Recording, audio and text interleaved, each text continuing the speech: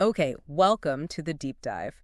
We are about to plunge into, well, a really fascinating subject today. hmm We're exploring a civilization known, widely celebrated for its philosophy, its spirituality, its art, hmm but maybe its incredible contributions to science and technology are often overlooked. That's absolutely right. We're turning our attention to the Sanatan civilization, Huh? historically centered on the Indian subcontinent. Right. And when you actually look at the source material we've gathered, the depth of scientific and technological achievement happening there, Right. I mean, millennia ago, Yeah. it's genuinely mind-bending. Yeah. It had a massive, truly global impact. And that's really the mission today, isn't it? We've got this stack of sources, and Mhm. our goal is to pull out the absolute core nuggets, the most important knowledge, the key insights to give you that shortcut. Exactly. A shortcut to understanding just how scientifically groundbreaking this tradition actually was. We're talking their work in mathematics, astronomy, medicine. Metallurgy, even linguistics. It's Yeah. quite a range. It really rewrites the timeline you might have in your head about the history of science, doesn't it? It certainly challenges some common assumptions. Okay, let's jump right in then. And where else to start but with mathematics? This feels like the undeniable foundation. Yeah, I think that's fair. What did the sources really highlight as the absolute game changer here? Well, without question, it's the concept of zero. And crucially, the development of the place value system, what we now just call the decimal system. Right. I mean, think about trying to do complex multiplication or division with something like Roman numerals. Oh, nightmare. It's nearly impossible. Right. Zero and place value fundamentally changed how we handle numbers, period. Right. It's the bedrock. It's Yeah. how we count, how computers work today, how finance operates pretty much everything globally. Everything. And the sources point to specific figures like Aryabhata in the 5th century, Brahmagupta in the 7th, Mhm. who weren't just using zero, but actively figuring out the rules for operating with it. Like what happens when you add zero, subtract zero, multiply. Exactly. And crucially, they were defining rules even for negative numbers, which was also a huge leap. That is a big leap. Aryabhata in particular was incredibly prolific, according to these texts, not only using the decimal system, but the sources show he calculated the value of pi Okay. out to 4 decimal places, which, for the technology available back then, That's amazing accuracy. it is. Likely through geometric methods, probably involving polygons inscribed in circles, but achieving that precision is remarkable. And was he just doing abstract math or applying it? Oh, definitely applying it. Oh. The sources are clear he understood trigonometry, the relationships between angles and sides, sine, cosine, Uh-huh. not just as theoretical ideas, but as practical tools for astronomy, for measurement. Okay, so they built this incredible mathematical toolkit. What's one of the first big things they used it for, according to the sources? Well, it seems almost immediately they turned it towards the cosmos, astronomy. Makes sense. Yeah. The sources detail how they meticulously tracked celestial bodies. They predicted eclipses with impressive accuracy and developed incredibly sophisticated calendars based on these observations. They were applying that advanced math directly. Directly. To create precise astronomical tables, it was observation married to calculation. This is where one fact from the sources really blew me away. Oh, yeah. What was that? Aryabhata, the same guy working on pi and trigonometry. The sources say, based on his calculations, he proposed that the Earth rotates on its own axis and revolves around the sun. Yes, a heliocentric idea. Centuries before Copernicus. It's a genuinely startling find in the sources, you're right. Now, it's important to note, as the sources do clarify, Okay. that this heliocentric view wasn't universally adopted across the board within that tradition. Hmm. Geocentric models also coexisted. They were debated. Right. It wasn't settled science, maybe. Exactly. Yeah. But the mere fact that this idea was being calculated, seriously discussed, based on observation and rigorous mathematical reasoning, not just pulled from mythology. That tells you something profound. It tells you a lot about the intellectual environment, yeah. They were willing to follow the math. And they weren't just, crunching numbers in their heads, were they? The sources mention instruments. Oh, absolutely. Sophisticated instruments for the time, things like gnomons, which are essentially precise tools for measuring angles and time using shadows, like Well- very advanced sundials, Okay. and astrolabes, these complex devices for measuring the positions of stars and planets. So this wasn't guesswork at all. Not at all. It was observational science, driven by that deep mathematical understanding. Their astronomical tables were renowned for their precision. Okay, wow. So, shifting gears completely now. Okay. From the vastness of the cosmos to the incredible complexity of the human body, let's talk medicine, specifically the tradition of Ayurveda. Right. Ayurveda. Today, we often hear about it maybe more in terms of wellness or lifestyle. Sure, that's common now. But the sources show its origins were rooted in really intense scientific inquiry into anatomy, physiology, remedies. Definitely. The medical texts described are just, well, they're staggering for their age. Like the Charaka Samhita. Exactly. Over 2,000 years old, and it reads like this comprehensive ancient manual on internal medicine. Everything from diagnosis, prognosis, therapeutics. Listing thousands of medicinal plants. Thousands of plants and detailed formulations, yeah. Wow. But then you have the Sushruta Samhita, also incredibly ancient. Okay. This text is attributed to someone often called the father of surgery. The father of surgery, really? That's the term used. It describes over 300 different surgical procedures and details the use of 120 specialized surgical instruments. 300 procedures, 2 millennia ago. Imagine that. And we're not talking about, like, simple first aid here, are we? No. The sources mentioned descriptions of cataract surgery. Cataract surgery? Yes.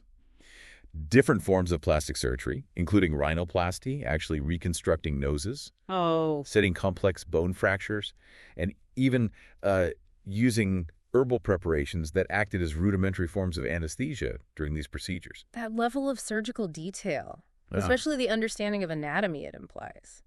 That's remarkable. It really is. And the sources even touch upon that question. How did they gain this anatomical knowledge? Given that large-scale formal dissection wasn't maybe the standard practice it became elsewhere later. Good question. It really underscores a culture that was intensely focused on understanding the body, likely driven by the very practical need for healing and well-being. And it wasn't just knowledge locked away in text, right? The sources indicate a whole system. A functional system, yes. Yeah. Hospitals, trained medical practitioners, and a structured way of passing this knowledge down through generations, a system of medical education. And this knowledge didn't just stay put. No, it traveled. The sources definitely highlight its transmission, particularly to the Arab world. And from there, parts of it, filtered through various translations and interpretations, eventually made their way to Europe. So it played a role in global medical development. A significant role, yeah, impacting development there. Okay, another area then, where the sources say their mastery of the physical world really shines through, metallurgy. Ah, yes, metallurgy. And the sources hold up one specific example that's just, it's truly astounding. Let me guess. The Iron Pillar of Delhi. That's the one. Yeah. The one that hasn't rusted. It's famous for that, isn't it? It is. It's over 1,600 years old, made of almost pure wrought iron, and despite being exposed to the Delhi climate monsoons, heat pollution for centuries. Virtually no corrosion. It's incredible. The sources highlight this as solid evidence of incredibly advanced material science for that time. Yeah, that's not just like good blacksmithing. That's knowing how to create specific rust-resistant alloys. Exactly. Centuries before that kind of capability was common elsewhere. They must have had sophisticated techniques for smelting iron, forging it, welding it. To achieve that purity and resilience. They did. The sources talk about their production of exceptionally high-quality wrought iron. And this wasn't just for, showing off with impressive pillars, right? It had practical uses. Oh, absolutely fundamental. This advanced metallurgy was crucial for their society. Strong tools for agriculture, durable weapons, supporting their infrastructure. Underpinning the whole economy, really. Pretty much. The capability described in the sources is genuinely world-class for that era. Okay, so we've looked at math, applied it to space, applied it to the body, applied it to materials. Let's pivot one more time to something less physical, but maybe equally indicative of a scientific mindset. Linguistics. Ah, yes. The science of language. Yeah. And the key text the sources discuss here is Panini's Ashtadhyayi. Ashtadhyayi. It's a treatise on Sanskrit grammar, potentially dating way back to the 4th century BCE. Wow, that's old. And it's often described as one of the most comprehensive and scientific grammars ever created for any language. What makes it scientific, though? It's grammar, right? It's precision. It's rigorous, rule-based nature. The sources highlight how incredibly systematic it is. It's almost like a complex set of algorithms for language. Algorithms? Yeah. It breaks down Sanskrit into its fundamental units, sounds, roots, suffixes, and defines the rules for combining them with astonishing accuracy and economy. Very, very logical structure. It sounds almost mathematical in its approach. It's so systematic, in fact, that the sources mention it's been compared to a programming language. Right. Yeah, and it was even explored in early artificial intelligence research precisely because of this logical, structured, rule-based approach to language. That's fascinating. It shows a scientific method being applied not just to the physical universe, but to the very structure of human thought and communication itself. Exactly, a deep analysis of structure. So, okay, pulling back a bit now from these specific incredible achievements, the sources also shed light on the environment, right? The culture that allowed all this to flourish. Yes, that's crucial. It wasn't just, random geniuses popping up in isolation. Right. There seems to have been a culture that actively fostered intellectual inquiry. You mentioned Shastrartha earlier. Is that part of it? Exactly. The sources describe Shastrartha as this formal system of structured debate and intellectual disputation. So, like formal arguments. Yes. Knowledge wasn't just passively accepted. It was rigorously debated, challenged, refined through logical argument. This culture valued empirical observation, meticulous documentation, and critically, the application of knowledge for practical benefit, improving life. And how was this vast body of knowledge actually passed down through all that time? The Gurukul system, the traditional residential method of learning, seems to have played a crucial role. Okay. This strong oral and textual tradition of transmitting complex knowledge across generations was key to preserving these sophisticated works through millennia, including periods of significant upheaval and change. It really underscores what the sources emphasize, this profound cultural reverence for knowledge itself, Gyan, and the whole process of learning vidya. Yes, science wasn't seen as something separate or siloed off.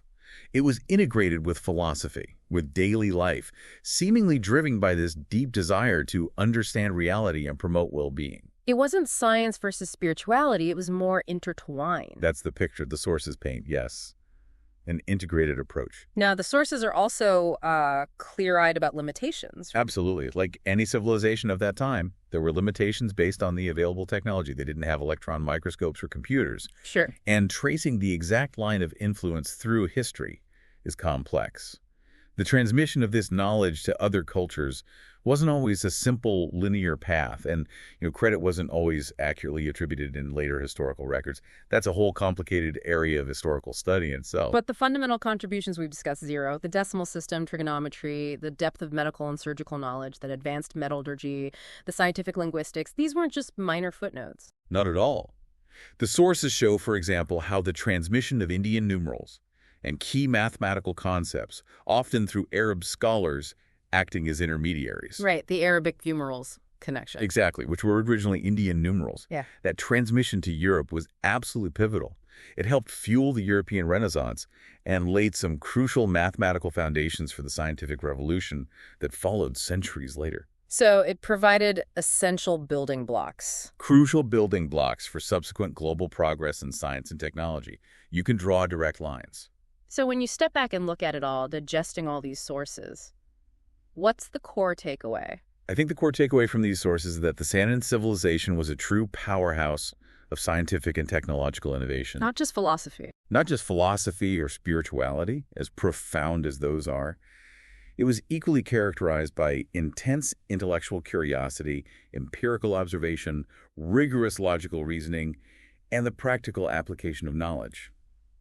Its scientific legacy is a major, and I'd say often underappreciated, contribution to the global story of human progress. It genuinely shifts your perspective on the history of science, doesn't it? When you see these deep, deep historical roots for concepts we literally use every single day. Absolutely. Changes how you see the timeline. And we've really only scratched the surface with some highlights from the sources here today. Oh, definitely. There's so much more detail in the texts themselves. So if this has sparked your curiosity, the sources point to names worth exploring further. Aryabhata, Brahmagupta, Sushruta, Charaka, later figures like Bhaskara II. And texts like the various Siddhantas, the astronomical treatises. They offer a much, much deeper dive into the specifics than we could cover here. For sure. Okay, and maybe here's a provocative thought to leave you with. Something of the sources really prompt us to consider about the culture itself. We see this picture from the sources of a tradition where science was deeply integrated with life, with philosophy, propelled by this profound respect for knowledge, Gyan, and structured, formalized debate. Right. That integration seems key. So the question is, what can this historical approach, this integrated view, perhaps teach us today about the nature of scientific inquiry, its place in society, and maybe the value of bringing diverse perspectives, philosophical, ethical, practical, to how we understand and engage with the world around us? That's a great question. Definitely something to think about. Well, thanks for joining us on this deep dive. My pleasure. Until next time. Keep digging deeper.